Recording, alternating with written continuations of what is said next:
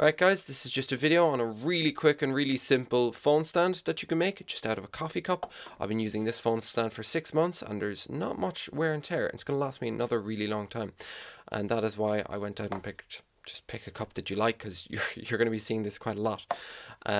So why this is different to other phone holder tutorials from using paper cups is that they never mention that you can put two separate orientations on these phone holders.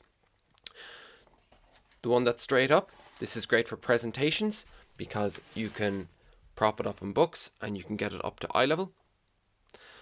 And there is a second orientation which is at a slant, and what this allows you to do is use a phone at your workstation so you can look at notes, go on video calls, and you can listen to music, and the phone is in the perfect spot to do so.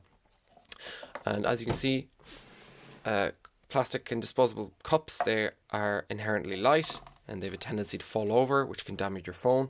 A very simple solution to this is to just fill your cup with a few weights. I just have a little metal chain. You can use anything you want, a few pebbles if you wish, and then the phone stand is not going to fall over. So it's quite sturdy.